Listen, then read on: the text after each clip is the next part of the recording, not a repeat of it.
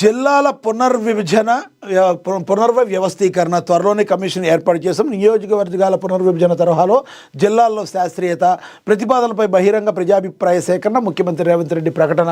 Commission ఏర్పాటు ముందే చెప్పిన మరి మహాని కూడా ప్రచురించారు.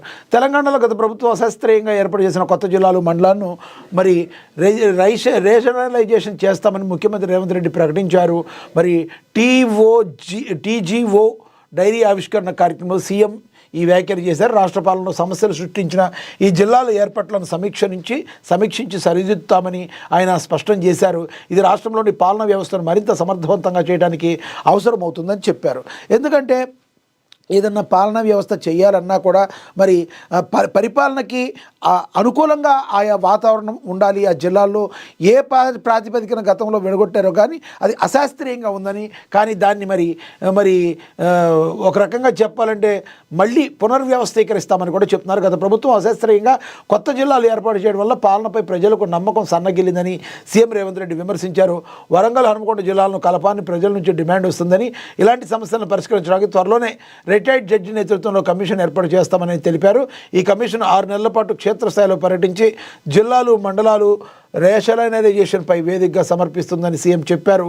అన్ని జిల్లాల్లో, మండలాలు సమానంగా ఉండేలా చర్యలు తీసుకుంటామని రేవంత్ రెడ్డి స్పష్టం చేశారు.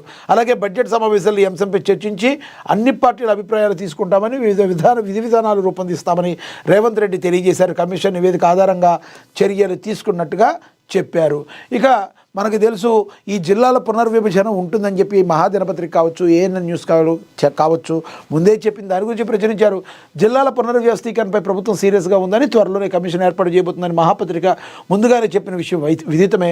సోమవారం ముఖ్యమంత్రి రేవంత్ రెడ్డి ఇదే అంశాన్ని పునరుద్ఘాటించారు. వరంగల్, హన్మకొండ జిల్లాలు ఏకం కాబోతున్నాయని, వరంగల్ నగరం అంతా ఒకే జిల్లాగా మార్చే ప్రతిపాదన ఉందని మహాపత్రిక ముందే చెప్పగా సీఎం సోమవారం ఈ అంశాన్ని ప్రస్తావించారు. అసెంబ్లీలో బడ్జెట్ సమావేశాల తర్వాత జిల్లాల పునర్వ్యవస్థీకరణ అంశంపై కమిషన్ ఏర్పాటు చేయబోతున్నామని 6 నుండి 9 మాసాల్లో వీటిపై నిర్ణయం తీసుకోనున్నట్టుగా తెలుస్తుంది. ఏదైతే ఈ జిల్లాల పునర్విభజన ఏదైతే ఉందో, ఇది కాబోతుంది ఏదైతే ఉందో, దీని మీద ఒక నిర్ణయం తీసుకుంటుందని ఏఎన్ఎన్ న్యూస్ కావచ్చు, మహాదినపత్రిక ముందే చెప్పింది అని కూడా మరి ప్రచురించారు. తర్వాత మనం చూసుకుంటే, నేను వెనిజువేలా అధ్యక్షుడిని ట్రంప్ సంచలన పోస్టు చేశారు. మరి సంచలనానికి కేర్ ఆఫ్ అడ్రస్గా ఉంటారు మరి ట్రంప్. అమెరికా అధ్యక్షుడు డొనాల్డ్ ట్రంప్ సంచలన పోస్ట్ చేశారు. నేను వెనిజువేలా తాత్కాలిక అధ్యక్షుడిని ప్రకటించుకున్నారు. ఈ మేరకు ట్రూత్ సోషల్ మీడియాలో ఒక పోస్ట్ పెట్టారు. అందులో ఓ స్క్రీన్ షాట్ను పోస్ట్ చేశారు. వికీపీడియా పేజీని పోలినట్టుగా ఉన్న ఎడిట్ ఫోటోను ట్రంప్ పోస్ట్ చేశారు. అందులో డొనాల్డ్ ట్రంప్ ఫోటో కింద వెనిజువేలా యాక్టింగ్ ప్రెసిడెంట్ అని రాసి ఉంది. ఈ ఏడాది జనవరి నుంచి ఆయన తాత్కాలిక అధ్యక్షుడిగా బాధ్యతలు స్వీకరించినట్టుగా తెలుస్తుంది. ఈ ఫోటో ఇప్పుడు సోషల్ మీడియాలో వైరల్గా మారింది. ఈ ఏడాది మొదట్లో వెనిజువేలాపై అమెరికా సైన్యం దాడి చేసిన ఆ దేశ అధ్యక్షుడు ముదరో, ఆమె సతీమణి అదుపులోకి తీసుకున్నారు. ఈ సైనిక చర్య అనంతరం వెనిజువేలాలో సేఫ్గా ఉండేంత వరకు తామే ప్రభుత్వాన్ని నడిపిస్తామని ట్రంప్ ప్రకటించుకున్నారు. కానీ తర్వాత వెనక్కి తగ్గారు. దీంతో వైస్ ప్రెసిడెంట్గా ఉన్న డెస్రీ రెగ్జియోగా యాక్టింగ్ ప్రెసిడెంట్గా బాధ్యతలు స్వీకరించారు. అయితే ఆమె తనకు వచ్చినట్లుగా వ్యవహరించాలని, లేదంటే మదురో కంటే తీవ్ర పరిణామాలను ఎదుర్కోవాల్సి ఉంటుందని అప్పట్లో ట్రంప్ హెచ్చరించారు. అమెరికా వెనిజువేలా ఉద్రిక్తతలు కొనసాగుతున్న తరుణంలో ట్రంప్ చేసిన ఈ పోస్ట్ ఏదైతే ఉందో తీవ్ర మరి కలకలం రేపింది అయితే చెప్పొచ్చు. మరి ఎక్కడి వరకు వెళ్తుందో ట్రంప్ మరి ఈ నిర్ణయం తీసుకున్నారు. మదురోను అయితే అరెస్ట్ చేశారు, తమ ఆధీనంలోకి తీసుకున్న మాట వాస్తవం. మరి తమకు తాను అధ్యక్షుడిగా చెప్పుకుంటున్నారు. ఎందుకంటే దాని మీద కంప్లీట్గా వెనిజువేలా మీద మరి ఆధిపత్యాన్ని చెలాయించేందుకు అమెరికా సర్వం సిద్ధం చేసింది. మరి ఒక రకంగా చెప్పాలంటే ఆ దేశాన్ని తమ అదుపులోకి తీసుకుందని చెప్పాలి. మరి రానున్న రోజుల్లో ఎటువంటి స్టెప్ ట్రంప్ తీసుకోబోతున్నారు అనేది మనం అందరం కూడా వేచి చూడాల్సిన పరిస్థితి. ఇక ఆటోమేటిక్ ట్రాఫిక్ చలాలను ఇవ్వండి, డిస్కౌంట్లు వద్దు.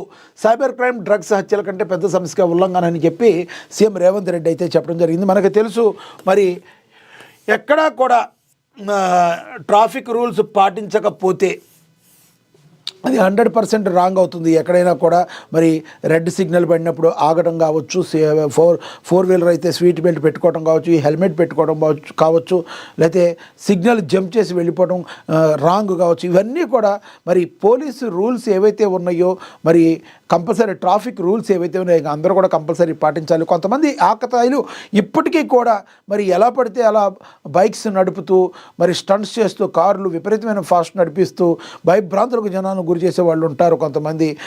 అదేవిధంగా అసలు సిగ్నల్స్ని ఫాలో అవ్వకుండా రూల్స్ బ్రేక్ చేసే వాళ్ళు ఉంటారు. వీళ్ళందరికీ కూడా మరి 100% మీరు ఏదో పోలీసులకు కనబడకుండా మేము అడి తప్పించుకున్నాం అంటానికి లేదు.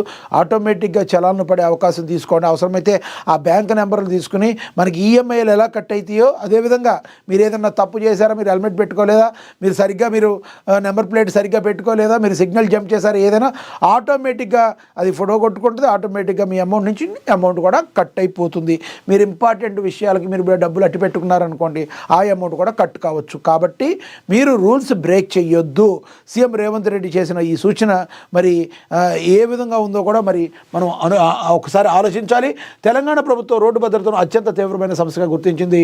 60 అలైవ్ అనే రాష్ట్ర వ్యాప్త అవగాహన కార్యక్రమాన్ని ప్రారంభించింది. ఈ కార్యక్రమానికి ముఖ్య అతిథిగా రేవంత్ రెడ్డి పోలీస్ శాఖ చేపట్టిన రోడ్డు ప్రమాదాల నివారణ ప్రణాళికలను చూసి అభినందించారు. హైదరాబాద్ యూసఫ్గూడలోని కోట్ల విజయభాస్కర్ రెడ్డి ఇండోర్ స్టేడియంలో జరిగిన ఈ కార్యక్రమంలో సీఎం రేవంత్ రెడ్డి మాట్లాడుతూ రోడ్డు ప్రమాదాలు ఒక యుద్ధం కంటే ఎక్కువగా ప్రాణాలు తీసుకుంటున్నాయని ఆందోళన వ్యక్తం చేశారు. రోడ్డు ప్రమాదాలు ఒక జాతీయ సమస్యగా మరి మారిందన్నారు. దేశంలోనే ప్రతి నిమిషానికి రోడ్డు ప్రమాదం జరుగుతుందని, ప్రతి 3 నిమిషాలకు ఒక ప్రాణం పోతుందని సీఎం రేవంత్ రెడ్డి ఆవేదన వ్యక్తం చేశారు. రోడ్డు ప్రమాదాల్లో ప్రముఖులు కూడా తమ బిడ్డలను కోల్పోయి దుఃఖంలో మునిగిపోతున్నారు. ఇది సమాజానికి తీవ్రమైన నష్టమని సీఎం రేవంత్ రెడ్డి చెప్పుకొచ్చారు. విద్యార్థి దశలోనే మరి రోడ్డు భద్రతపై అవగాహన కల్పించాలి, మైనర్కు వాహనాలు ఇవ్వకుండా తల్లిదండ్రులు బాధ్యత తీసుకోవాలని విజ్ఞప్తి చేశారు. ఆధునిక విధానాలు పోలీస్ శాఖను సమాజంలో వస్తున్న మార్పులకు అనుగుణంగా బలోపేతం చేస్తున్నామని సీఎం రేవంత్ రెడ్డి అయితే తెలియజేశారు. ఇక డిస్కౌంట్లు వద్దు, ట్రాఫిక్ నిబంధనల ఉల్లంఘనలు, సైబర్ క్రైమ్, డ్రగ్స్ హత్యల కంటే పెద్ద సమస్యగా మారాయని సీఎం రేవంత్ రెడ్డి అభిప్రాయపడ్డారు. ట్రాఫిక్ వ్యవస్థను 6,000గా మార్చాలని, సాంకేతిక నైపుణ్యం ఉపయోగించి బలోపేతం చేయాలని సూచించారు. నిబంధనలను ఉల్లంఘించిన వారికి చలాన్లు ఆటోమేటిక్గా వాహనదారుడి బ్యాంక్ ఖాతా నుండి కట్ చేయాలా చర్యలు. Note this point. బ్యాంక్ ఖాతా నుంచి డైరెక్ట్గా మీకు ఆ ఈఎంఐలు ఎట్టా కట్ అవుతాయో ఆ విధంగా కట్టేలాగా మరి చర్యలు తీసుకోవాలని ఆలోచించారు. చలాన్లపై డిస్కౌంట్లు అసలు వద్దన్నారు. ట్రాఫిక్ పోలీస్ వ్యవస్థ ప్రక్షాళన చేసి సిగ్నల్స్ ట్రాఫిక్ వ్యవస్థపై అవగాహన పెంచాలని చెప్పి సీఎం రేవంత్ రెడ్డి అయితే చెప్పడం అయితే జరిగింది. మరి ఇదే మీరు తస్మాత్ జాగ్రత్త, ఎవరైనా కూడా ట్రాఫిక్ రూల్స్ బ్రేక్ చేసేవాళ్ళు మీరు సీఎం రేవంత్ రెడ్డి అయితే కొంచెం మీ మీద గురైతే పెట్టారు. ఎటువంటి పరిస్థితుల్లో మరి మీకు ఆటోమేటిక్గా చలాన్లు అనేవి వస్తాయి. కాబట్టి ట్రాఫిక్ రూల్స్ ఫాలో అవ్వండి, మీరు సేఫ్గా ఉండండి, తద్వారా సమాజానికి కూడా పాటుపడండి అనేది ఒక వ్యూ అయితే, ఒక దారినైతే సీఎం రేవంత్ రెడ్డి చూపిస్తున్నారు. 100% దీని అందరూ కూడా స్వాగతించాల్సిన పరిస్థితి అయితే మనకు ఉంది. ఇక మనకి తెలుసు megastar Chiranjeevi boss is boss చించేశాడు. అల్లు అరవింద్ మరి మనశంకర్ వరప్రసాద్ గారి సినిమాకి రివ్యూ ఇవ్వడం జరిగింది. ఆ మాటకు వస్తే అల్లు అరవిందే కాదు, తెలుగు రాష్ట్ర ప్రజలందరూ కూడా సినిమా చూసి చాలా బాగుంటుందన్న పరిస్థితి.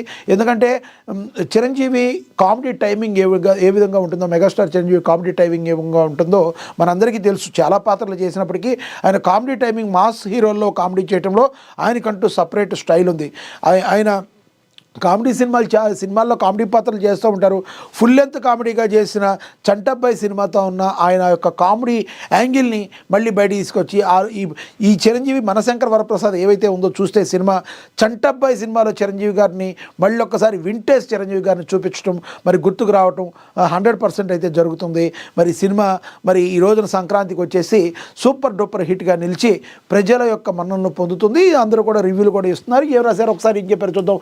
మనశంకర్ వరప్రసాద్ గారు సినిమాకు నిర్మాత అల్లు అరవింద్ తనదైన రీతిలో రివ్యూ ఇచ్చాడు. సినిమాను వీక్షించిన అల్లు అరవింద్ మాట్లాడుతూ సినిమా చూసి వస్తుంటే ఆ ఎగ్జైట్మెంట్ బాస్ చించేశాడు. బాస్ ఈజ్ బాస్ అని రౌడీ అల్లుడు, ఆ గరణ మొగుడు సినిమాలు చూసినట్లు అనిపించింది.